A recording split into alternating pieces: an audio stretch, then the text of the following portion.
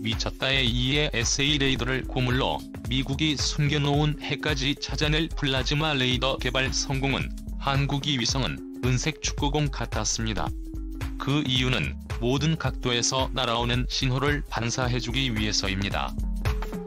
연해 과학자들은 자신들이 쏘아올린 인공위성을 향해 레이더를 맞추고 그의 성의 추적을 시작합니다. 그때 위성 신호는 잡히는데 레이더에는 안 잡히는 상황을 맞이합니다. 과학자들은 고민하기 시작하다가 드디어 그 답을 찾아내지요. 그 이유는 바로 스푸트니크가 위치한 고도였습니다. 정확히 말하자면 바로 그 고도의 지구 대기권 밖의 산지에 있는 전리기체, 즉 자연의 플라즈마 환경 덕택이었습니다. 이때 플라즈마가 마이크로웨이브를 흡수하게 되는 것을 최초로 경험한 것입니다. 이 플라즈마 스텔스 기술의 개발 그리고 나서 소련의 과학자들은 전립기체에 대해 많은 연구를 하게 됩니다.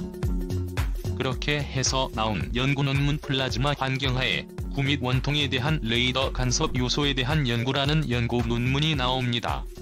이 논문에 따르면 야구했습니다. 결국 레이더로 볼 땐 안 보인다는 것이지요. 그리고 나서 소련 정부가 이 기술을 활용하여 스텔스 기술을 발전시켰다면 좋았을 것인데 스피드 경쟁에 뛰어드는 바람에 플라즈마 스텔스 기술은 90년대까지 기다려야 했습니다. 그러다 소련이 해체되고 경제가 나빠졌음에도 미국이라는 슈퍼파워는 계속해서 스텔스 비행기를 만들어내고 온 세계에 자랑하기 시작합니다. 러시아 정부의 무너진 자존심을 자극하려는 듯 이제는 자본주의 사회로 바뀐 러시아의 한 연구소에서 러시아 대통령에게 과거 창고의 스텔스 기술을 진화시키는 회심의 제안을 하게 됩니다. 러시아 대통령은 흔쾌히 허락합니다. 이렇게 해서 본격적으로 플라즈마 스텔스 기술을 개발하게 되지요.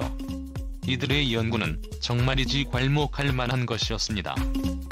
3플라즈마 스텔스 기술의 적용. 미국의 스텔스 기술이 값비싼 도료를 바르고 설계를 변경해 만들기 어려운 곡선 형상의 구조를 레이더를 흡수 및 회피라는 개념이었다.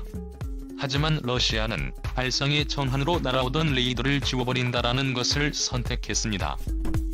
이들은 기체의 선수 부분에 플라즈마 발생기를 설치했습니다. 그리고 양날개의 끝부분엔 자기장을 발생시킬 수 있는 장치를 만들어주지요. 이렇게 하며 비행기 머리 부분에서 발생한 전립 기체는 기체의 표면을 따라 꼬리 쪽으로 흐르게 되는데 이때 양날개 끝에서 발생한 자기장으로서 플라즈마를 기체 외부에 고정시키도록 하지요. 일종의 달걀 껍데기 같은 플라즈마 보호막이 만들어진 셈입니다. 이렇게 해서 플라즈마 스텔스 기술이 만들어지자 미국 측 과학자들의 비난이 밀려옵니다. 우리도 해보았는데 초음속으로 비행할 수도 없고 무엇보다 통신이 안 되거든. 사소한 전자기기 이상은 말할 것도 없고. 러시아는 미국을 비롯한 서방 과학자들의 비판을 그냥 무시해버립니다.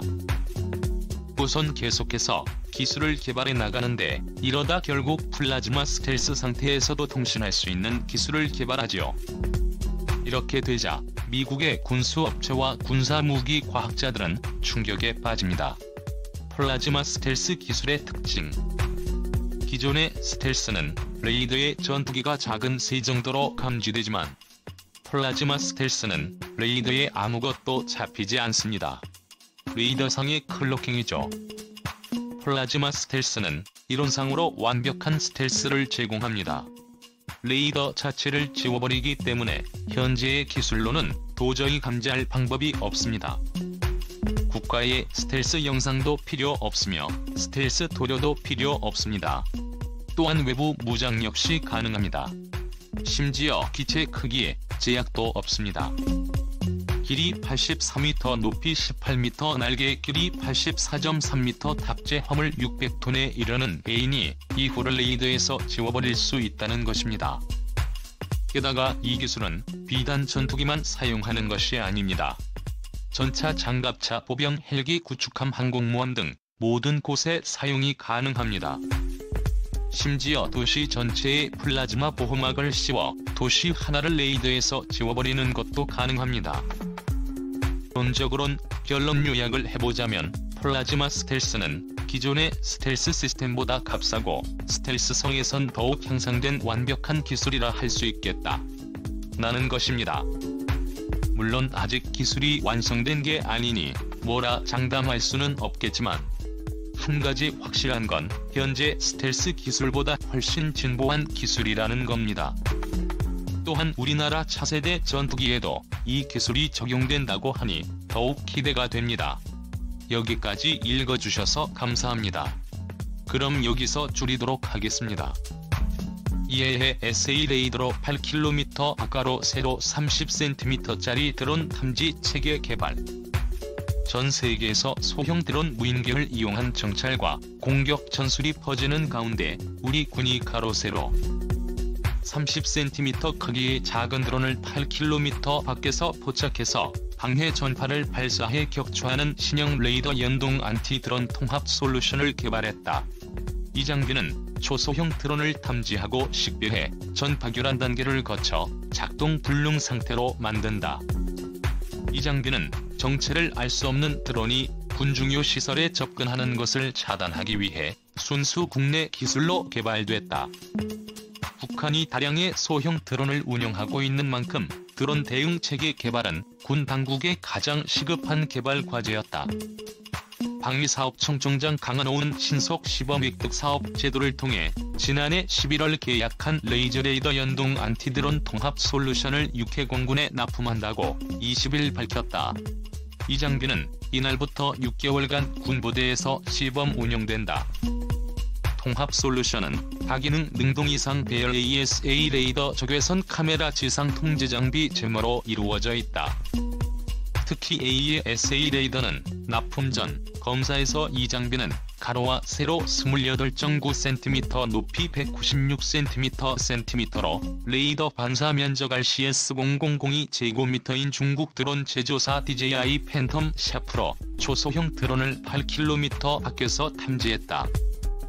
방사청은 이는 세계 최고 수준이라면서 초소형 드론을 탐지하는 핵심 장비인 능동 이상 배열 JSA 레이더는 대구 경북과학기술원 DJI ST 소속 창업기업이 개발했다고 설명했다. 북한은 다량의 드론을 운용 중이며 소형 드론을 이용해 청와대 상공은 물론 경북 성주의 고고도 미사일 방어체계 DHD 기지를 촬영한 사실이 중간에 추락한 드론 분석 결과 드러나 드론 대응 체계 개발은 급선무였다. 방사청은 드론 탐지 레이더 기술은 국외에서 먼저 개발돼 상용화됐고 선진국에서는 레이더가 초소형 드론을 7km에서 탐지하는 기술을 보유한 것으로 알려지고 있다. 면서 한국이 초소형 드론 탐지 레이더 분야에서 세계 시장을 주도할 것으로 기대된다고 밝혔다. 참 차세대 스텔스 디지털 레이더 등 국방미래 유망기술 34. 국방기술품질원과 한국과학기술기획평가원 KISTV 26일 오후 2시 삼성동 코엑스에서 미래 국방 유망기술 30선이라는 주제로 발표회를 개최했다. 작년 10월부터 올 1월까지 진행된 미래 국방 유망기술 선정 작업에는 160개 기관, 총 1,700여 명의 전문가들이 참여했다. 이날 선보인 기술들은 녹색 에너지 기술, 신개념 센서 기술, 생존성 향상 기술, 성능 극대화 기술, 차세대 네트워크 기술 등 5개 분야로 구분된다. 녹색 에너지 기술로는 음향 탐지 환경 분석 기술, 고출력 하이브리드 전기 추진 기술, 무기체계 내장형 소프트웨어 표준 플랫폼, 3차원 가상현실 기술, 함정용 초전도 추진 전동기 기술, 연료 교제경 공기 무료 추진 기술, 초소형 및 고출력 연료전지 기술 등이 있다.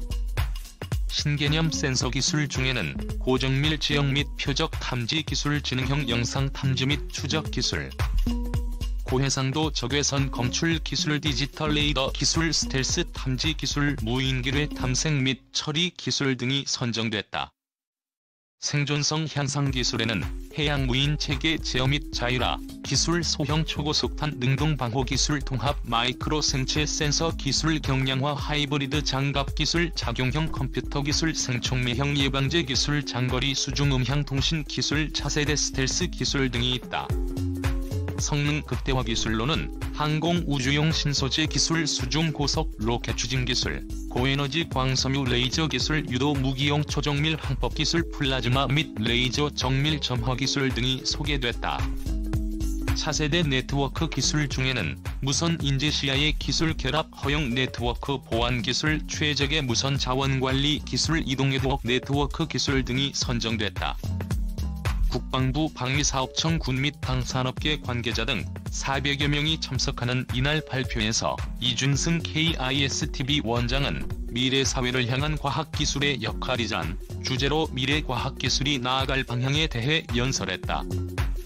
정재원 기품원 원장은 민간뿐만 아니라 국방 분야에서도 첨단 기술의 융복합화가 급진전하고 국방 연구 개발 투자의 불확실성이 커지는 시점에서 이번 미래 국방 유망기술 발표회가 국방 분야 기술 개발의 발전 방향을 제시하고 미래 전쟁 패러다임을 바꿀 수 있는 초석이 되기를 바란다고 밝혔다.